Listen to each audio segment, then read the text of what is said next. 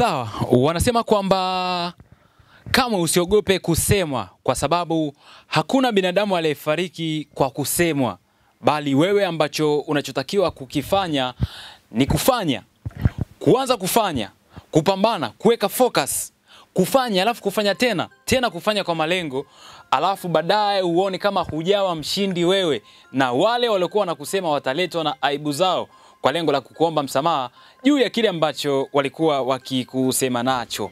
Sawa bana, hii leo katika Sports Diet tunaipongeza klabu ya soka ya Azam FC, wana lambalamba kutokea pale Chamazi, jiji la Dar es Salaam, kwa nje kidogo pale, mara baada ya kufanikiwa kuandika historia mpya kwa klabu hiyo kufuzu katika hatua ya makundi ya kombe la shirikisho barani Afrika, CAF Confederations Cup, mara baada ya kuchomoza na ushindi mnono wa mabao 7-0, 7 mtungi, 7 karai, 7 yai dhidi ya KMKM kutokea kule visiwani Zanzibar, na kuweka aggregate ya jumla ya mabao 9-0 na kuvuka kwa kishindo katika hatua hiyo ya makundi ya kombe la shirikisho barani Afrika.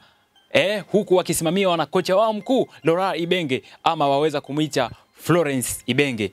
Saa chache kutoka sasa, klabu ya soka ya Young Africans, timu ya wananchi, wao wanataraji kushuka dimbani katika uwanja wa Benjamin Mkapa kuwakaribisha klabu ya soka ya Silver Strikers kutokea pale nchini Malawi.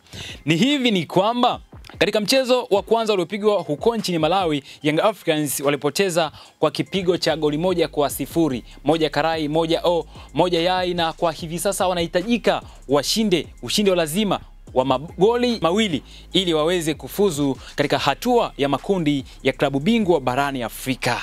Sawa, kule barani Ulaya, Luka Modric amezua jambo kidogo na ameshangaza wapenzi wengi wa soka duniani kwa kile ambacho alikifanya katika ile siku ya kwanza ya kusaini katika klabu ya soka ya AC Milan ama AC Milan, ambayo wao wanashiriki ligi ya Serie A kule nchini Italia.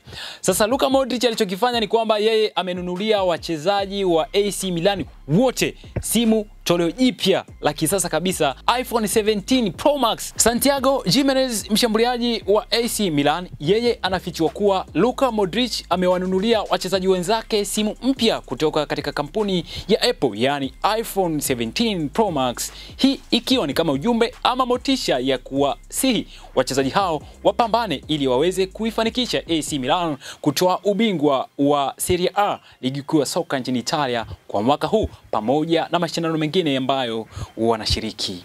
Luka Modric alitumia nafasi hiyo katika vyumba vya kubadilisha nguo, akiwapa wachezaji hao kila mmoja simu yake aina ya iPhone 17 mpya, toleo jipya kabisa la kisasa la mwaka huu hapa 2025.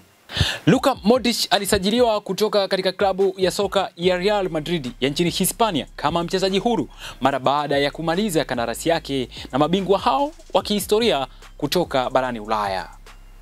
Luka Modric amesaini kandarasi ya mwaka mmoja na AC Milan, na kuuliza wewe unayenitazama na kusikiliza hivi sasa, je, unaweza kununulia mfanyakazi mwenzako zawadi ya thamani kubwa kiasi gani? Pili, je, ikiwa ni zawadi, unaweza kumnunulia mfanyakazi mwenzako zawadi ya thamani kubwa kiasi gani?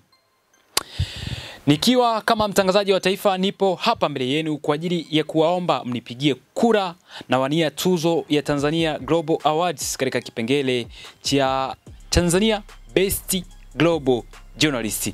Hii tuzo ambayo inatolewa Novemba 29 kule visiwani Zanzibar, visiwa vya Karafuu.